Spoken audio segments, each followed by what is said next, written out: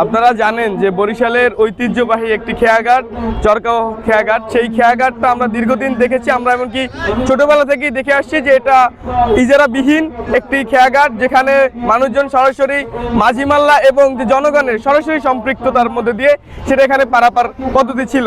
এখন এই 17 বছর পরে একটি রক্তক্ষয়ী আন্দোলনের পরে যে রাষ্ট্রটাকে আমরা ভেবেছিলাম যে কিভাবে জনগণের সাথে শ্রমিকের এবং জনগণের যে সম্পর্ক সেটা সরাসরি থাকবে, সেই জায়গায় না থেকে এই যে বন্দর কর্তৃপক্ষ তারা ইজারা পদ্ধতি কিংবা যে এই যে পদ্ধতির মধ্যে দিয়ে যেতে চায়, সেটা হচ্ছে যে একটি মানুষ যদি এখানে কোনোভাবে কোনো কিছু নিয়ে পারাপার হতে চান তার জন্য অতিরিক্ত চার্জ করা হবে। এখানে যে আজকে যাত্রীরা যারা পারাপার করবে তাদের জন্য অতিরিক্ত চার্জ করা হবে। এবং এই যে পদ্ধতি মানে একটি আমলাতন্ত্র এসে তার যে কর্তৃত্ব নিয়ে নেওয়া, এবং আমার সম্ভবত মনে হয় এবং কি আমরা মনে করি যে এই সকল কিছু করছে আজকে আমলাতন্ত্র না, নির্বাচনকে ঠেকিয়ে দেওয়ার জন্য।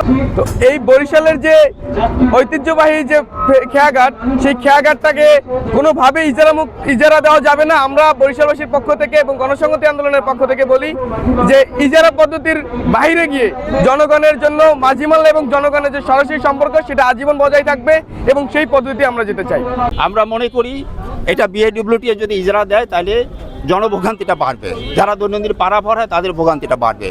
এবং এই যে ভোগান্তি বাড়তি যে অর্থটা দিতে হবে, আজকে 5 টাকা দিয়ে আমি প্রতিদিন মানে লোকজন পার হয়, আমরাও পার হই, তো 5 টাকার জায়গায় হয়তো 10 টাকা হবে অথবা 15 টাকা হইতে পারে।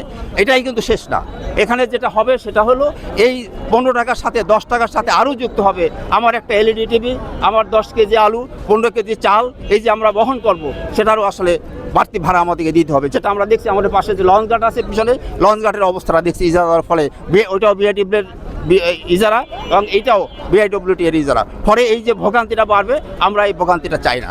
এবং একই সাথে আমি যে কথাটা ইতিমধ্যে বলেছি, যেখানে যাতে যে অবস্থা আছে সেই অবস্থা থাকবে।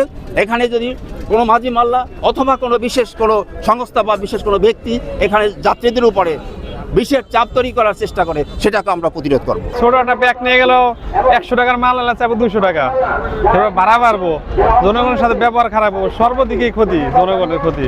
আমাদের পারাপারের জন্য 5 টাকা ছিল, হ্যাঁ, সেটাই থাকা উচিত এবং ভালো। এবং নতুন করে কোনো যদি ইজারা দেওয়া হয় তাহলে হয়তো আমাদের উপর একটা বাড়তি চাপ পড়তে পারে, সেটা যদি না পড়তে পারে সেজন্য আমরা সবার দৃষ্টি আকর্ষণ করছি।